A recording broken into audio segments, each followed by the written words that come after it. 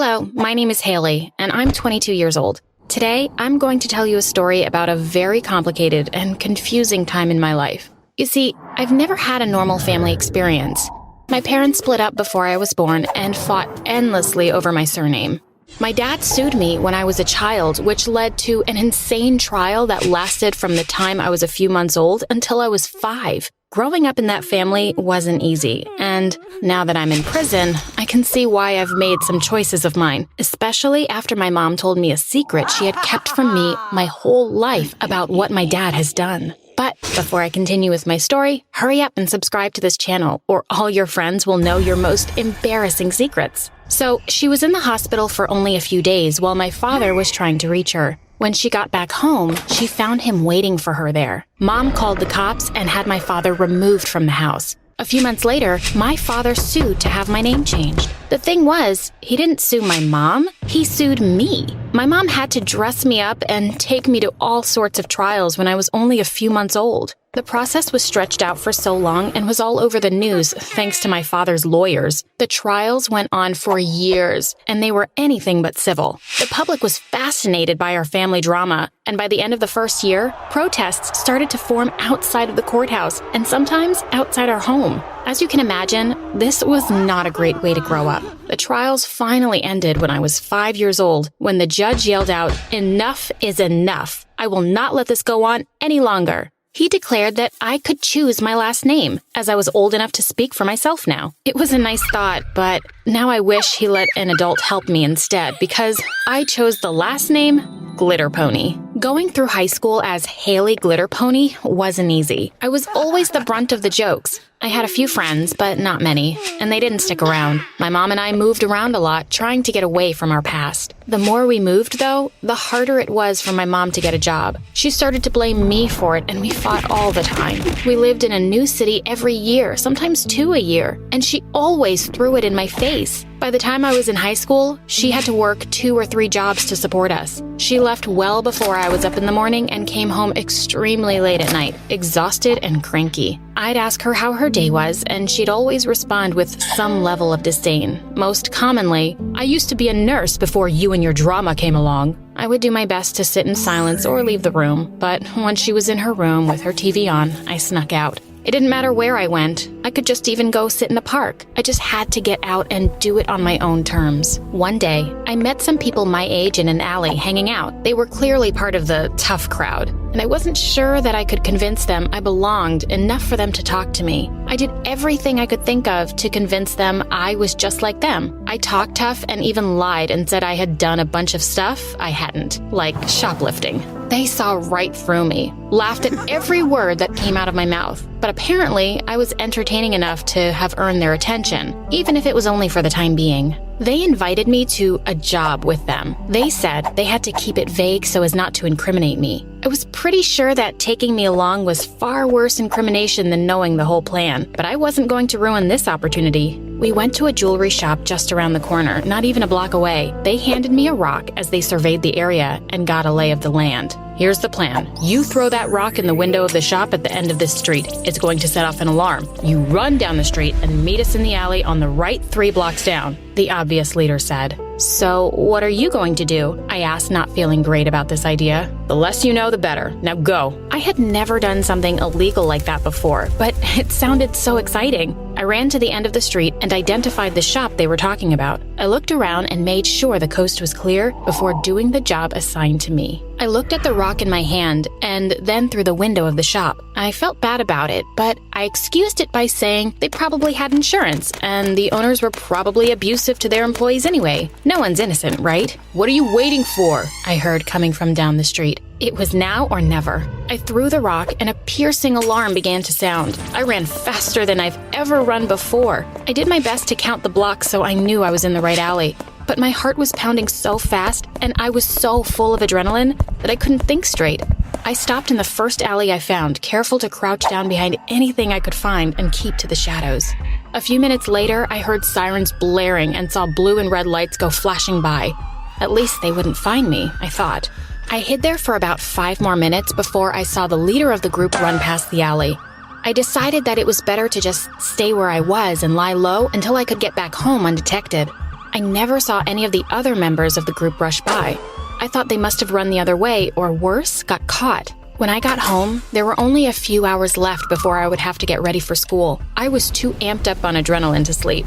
So I just laid in my bed, vibrating with the excitement of what I had just done. My mom never noticed I was gone, and I saw the start of a beautiful, beautiful thing. I snuck out every night after that, and I got better at it the longer I did it. I had a system. I never went to the same place twice, never talked to the same people, and always tried something completely new, often risky. I tried not to get involved in group activities like the first night. That was a rookie mistake. Some nights, I just wandered the streets to see if I could find anything better than the prison that was my house. Sometimes I'd find new people to chat with, mostly groups of homeless people, and I would often put on a new persona each night. No one could recognize me in the dark, which was something that I liked. One night, someone did recognize me though, and it caused me to break all of my rules. I wasn't expecting to ever come across him again, but once I did, there was no getting out of it. I was trapped. Nothing was ever the same after that night. I was walking down a new street in the more residential part of the city when I got a feeling that someone was following me. I kept my cool, being sure to make nothing at all seem out of the ordinary. I listened carefully and identified the sound of the footsteps moving at the same pace as mine, not too far behind me. I took a deep breath and picked up my pace, trying not to panic. I couldn't possibly imagine who might be following me. I had done all sorts of unspeakable things during my night excursions at this point, but I had always been careful to remain unidentifiable. Who was following me? I kept walking with my eyes glued to my feet and the sidewalk. If I just kept to myself and walked quickly, maybe I could get myself out of this situation safely. I couldn't have been more wrong. As I turned the next corner, I felt a hand get a firm grip on my shoulder and pull me backwards. I had been walking so fast that the shock almost caused me to fall over. The grip never loosened, though. I started to scream, but before I could muster a sound audible enough for anyone close by to hear it, a hand covered my mouth tightly. "Keep quiet," a familiar voice said sternly. The person pulled me into a dark alley and pinned me against the wall. There wasn't enough light for me to identify who it was, but I knew that voice. Who was this person? "Look, I'm not gonna hurt you. We need to talk, but in order for us to do that, I need you to not scream. Can you do that?" I nodded my head as best I could, and he freed my mouth. I didn't scream, and he let out a sigh of relief. "You don't know my name, but we met a few weeks ago," he sighed. "I handed you a rock." I was confused for a minute before it hit me.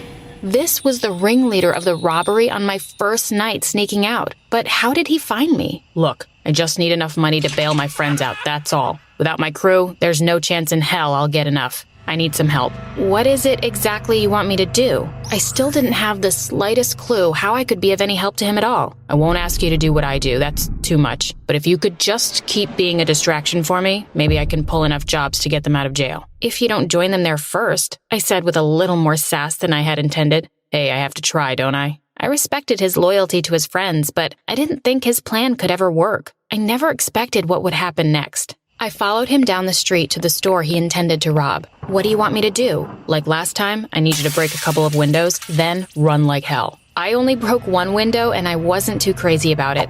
I lied. "They've got insurance and all the owners are all major jerks, if that helps." "You're just saying that. There's no way you know all of these store owners," I said, calling his bluff. "All the richer jerks," he said, handing me 3 large rocks. I took the rocks and sighed deeply. What choice did I have? I confirmed which stores to hit, so I was sure an alarm would sound. I took a deep breath, steadied myself, and ran the fastest I've ever run in my whole life. I took aim as I ran and made sure to throw each rock with enough force to truly break the windows. I didn't stop running until I was only a few streets from my house. I thought about hiding out and watching to see if he had enough time to get away, but I didn't want to risk it. When I got home, my mom was sitting in the living room waiting on me. She had turned all the lights off and hidden my room so that when I snuck back in the window, I'd think I'd gotten away with it again. As both my feet touched the ground, a light flicked on and my mom appeared. "Just where were you all night?" my mom said, sounding madder than I've ever heard her be. I swallowed hard and steeled myself. I could handle this. "Is that any of your business?" I asked, trying to sound more confident than I felt. "Excuse me," my mom yelled. That was definitely the wrong thing to say, but I didn't back down. I couldn't. I said, "Is that any of your business?" I said with an attitude. "You little," she yelled, unable to say the word I knew she wanted to. "What in the world has gotten into you? You were never a walk in the park, but my God." I was never a walk in the park? Try being blamed for something that happened to you when you were a kid. I wish I could storm out, but she stood between me and the door, and it was my room. I had to just stand my ground. I don't blame you for that. I blame your father. I've told you that. I do blame you for this attitude and your recent behavior, though. That's for damn sure. You've said that, but you've never once acted like it. Get out of my room, Mom. It's far too late to pretend like you care now. I ran to my bedroom and slammed the door, collapsing on the bed in a sobbing heap. Later, I heard my mom talking in the other room. I creeped to my door and cracked it open so I could listen in on her conversation. I know, Mom, but I just can't tell her. It's not right, I heard her say.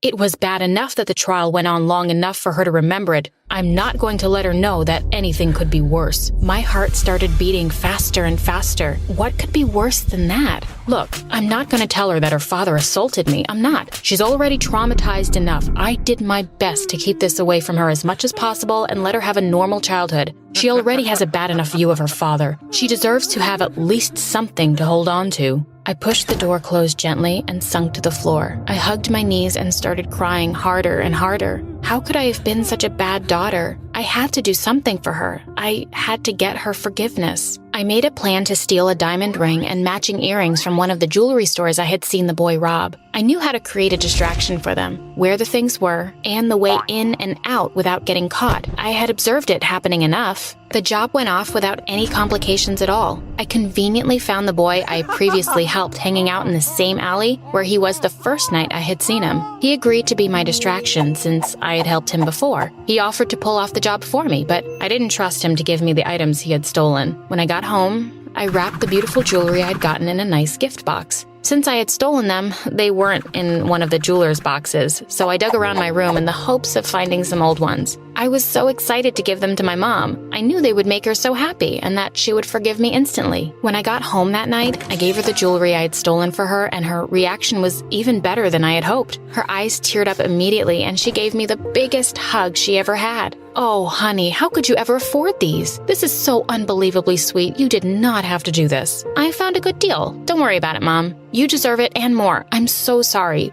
Please forgive me. We hugged and cried, sharing a beautiful moment together. That night, we watched our favorite movie and ordered a delicious dinner. We stayed up until the early hours of the morning, talking and laughing at silly movies. The next afternoon, we were woken up by a pounding on the door. Police, open up. Mom rushed to the door, having no idea what was going on. My heart started to pound. I was certain that the jig was up and I had been caught. There must have been a security camera somewhere, I thought, and now I was busted. When my mom answered the door in the jewelry I had taken for her, the police immediately arrested her. They told me that she had stolen the jewelry and that I would have to go live with my father. I knew I couldn't go live with him. So after the police left, when I was supposed to be waiting on an agent to come take me to my father, I ran away. I ran to the prison to see my mother, to confess and ask her what to do. When I got there, she told me she knew about everything, but she wasn't going to tell the police. She held back tears as she told me to run and lay low. I sighed. I knew what I had to do. I went to the police and confessed everything. They arrested me on the spot and released my mother. She couldn't believe what I had done. Through her tears, she said, "This was too much, Haley. I just wanted a normal life for you. I get to talk to all the weirdos that I want. I don't have to escape at night to explore and act out. Any new adventure I need can be found talking to the people around me." Brittany, you don't need sunglasses in here. Take them off, please, and introduce yourself to your new classmates. Okay then, here goes. I took them off and looked up. The kids closest to me gasped. The ones at the back came to take a closer look. What was I? An animal in a zoo? Hi, I'm Brittany, often known as Queer Eye. That's because I have a condition called heterochromia, which in my case means one eye is hazel and the other is blue. People were always staring and making fun of me, but honestly, I didn't care. Who wants to be normal anyway? I thought it was pretty cool. Almost like I was a mutant from X-Men. Besides, I'm pretty much the smartest girl in class. Pretty blonde hair or perfect blue eyes won't make you less dumb at math. I could stand up to the mean girls myself, but it felt good to have my best friend Emily by my side, always ready to defend me. But I was probably the world's worst friend. That's because I was so in love with Emily's boyfriend, Jake. He had just been so nice to me since my first day here, and then I found out he was taken. One day, we were hanging out at Emily's place and watching our favorite channel, My Story Animated. I sneaked a glance at Emily and Jake, and it made my heart hurt. I'd take this secret to my grave. I went back home and couldn't find my key. I banged on the door till my hands hurt. After ages, some random woman opened the door. "Who are you? And what's wrong with your eyes? Who are you? And what are you doing in my house?" I literally had to show her my ID before she let me in. Seeing the pile of dishes and all the mess made me so angry at Dad. Ever since Mom had left us when I was 4, Dad had just stopped caring about me. All he did was spend money on himself and bring home a new bimbo every other day. I slammed my bedroom door shut and put on some loud music, singing along with the only thing that made me feel good. Some days, I felt so lonely around here. I really wish I had a sibling. One evening, when I answered the doorbell, I was shocked to see who was standing there. It was a tall, lanky boy who looked a couple of years older than me, and he had the same eyes. One hazel, one blue. I asked him who he was, but he just made a weird face and pushed his way in. "I'm your brother." I wanted to laugh and tell the doofus he had the wrong house, but the eyes were making me feel uncertain. What if? Just then, Dad walked in. "Oh, you're already here. Brittany, meet Kevin." I couldn't believe what my two-toned eyes were seeing. I knew Dad had a string of girlfriends all over, but was he just casually going to drop a half-brother on me? "I'm hungry." "Geez, there's nothing in the fridge. Cook me up a meal, sis." Dad said Kevin was going to live with us now and would be going to the same school as me. Great. We'd be the weird-eyed sibling team. The next day at recess, I thought I'd show him around, but clearly he needed no help from me. He was already busy discussing football with the jocks, and all the cheerleaders were hanging around him. "Your eyes are just fascinating." Wait, what? I was getting mocked all the time, and this was just making him popular. So unfair. The more I got to know him, the dumber he seemed to me. All he did was eat, play football, and watch TV. Why did God send me such a stupid guy, and could I return him? I had more important things to focus on. I was part of the team participating in the nationwide math triathlon, and I was so proud when I led my team straight to victory. When I got back to school, I rushed to find Emily to tell her about it. Suddenly, I spotted Jake in the cafeteria, and my heart did a funny little jump. When I asked him where Emily was, he said she'd left school early today. Then he spotted the medal around my neck. "Oh, Brittany, congrats. Of course I knew you'd win. You're the smartest person I know." And then he suddenly hugged me. "Okay, Jake, this might just be a friendly hug to you, but my stomach is doing backflips right now." Later, as I was listening to sad ballads in my room and singing along to them in my mirror, Kevin barged in. I shouted at him for coming in without knocking, but he just jumped onto my bed. "So, it doesn't take Einstein to figure out you've got boy trouble, sad sack. Who's the guy?" "Shut up, you don't know anything." "Sis, math trophies aren't going to get you the guy. And don't you have a cute skirt or a pretty top?" "Kevin, are you trying to tell me you're gay?" "You know I'm right. Here, why don't you try this out? It'll get you noticed." I looked down at the flyer for cheerleading tryouts. Well, you know what? Why not? It would help take my mind off of Jake, and I don't mind a new challenge. A couple of weeks later, I raced to the gym for the tryouts. The cheerleaders started laughing when they saw me there. "Lost your way or something?" "No, I'm here for the tryouts." "This is going to be so much fun. For us, of course." I ignored her and went up to the coach. She told me to show her some basic cheerleading moves to the music. I was having so much fun showing off my acrobats. Those YouTube tutorials were really paying off. I finished off the routine with a cartwheel. The coach told me I was chosen. I walked away with a smug smile. Looking at those dumbos with their mouths open was worth all the bruises I'd gotten in the last 2 weeks. Emily was really surprised to see me in my cheerleading outfit, and even more shocked that I'd joined the team. I told her I just wanted to try new things. Besides, I think the outfit is pretty cute. Looks good, right? You looked just fine in your own clothes too, Brittany. Geez, why'd you have to be so perfect, Jake? Turns out everybody else in high school was pretty stupid. I could just see people looking at me differently when I started going around in my cheerleading outfit. Add a ponytail and some makeup, and suddenly every boy will want to talk to you. After a practice game one day, Ricky walked up to me and asked me if I'd like to go to the homecoming dance with him. I almost wanted to say no, but I caught sight of Jake and Emily just then and said yes. Walking in on Ricky's arm, I felt pretty good about myself. I had to admit, being popular was fun. I got so many compliments on my dress, which, weirdly enough, Kevin had picked out for me at the mall. As a slow dance number came on and Ricky pulled me close, I stopped feeling happy. He wasn't the one I wanted to dance with. Wait, was I imagining things? Why did it feel like Jake kept looking at me? Our eyes met every now and then, and I swear I felt sparks. At the end of the dance, I looked around for Kevin but noticed he and his friends were missing. I'd told the idiot I'd be going back home with him. I told Ricky to drop me home, and I was not ready for what was waiting for me. There was a party in full swing at my house. The whole football team and all the cheerleaders were busy dancing and eating pizza. I found Kevin on the sofa making out with the head cheerleader. So gross. I dragged him away and asked him how he was even paying for this. Stole Dad's credit card. I just stormed off to my room and locked the door, trying to cover my ears with a pillow all night. When I went downstairs the next morning, I looked around in horror. The whole place was trashed, and Kevin was nowhere to be seen. I'd been a fool thinking he wasn't all that bad. If he thought I was going to clean up everything, he could think again. I took pictures of the mess and sent them to Dad with a text. Come now. By the time Kevin had turned up in the evening, Dad was already waiting for him. And boy, did he go off on him. He was grounded for a month without any allowance. You're such a snitch, Brittany. I was gonna take care of things before he got back. You'll pay for this.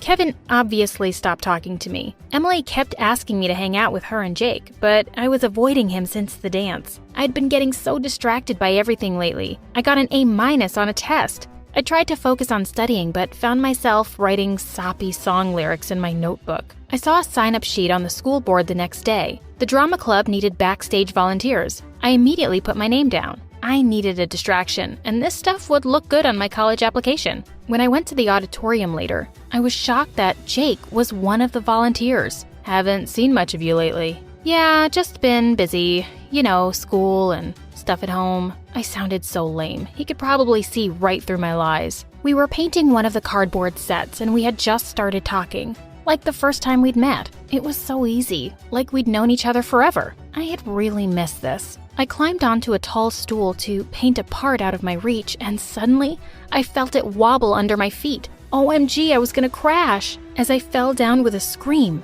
Jake caught me just before I hit the ground. Are you okay? I looked into his eyes. My knight in shining armor. Snap out of it, idiot. I stood up straight, feeling shaken, and realized he was still holding my hand. Suddenly, he pulled me close, and we kissed. It was every bit as magical as I thought it would be. A moment later, I pulled back, feeling horrified. I just kissed my best friend's boyfriend. I ran away before Jake could say a word. The next day, I had no idea how I would face Emily at school. I really wished I could just skip it. Later, I really wish I had.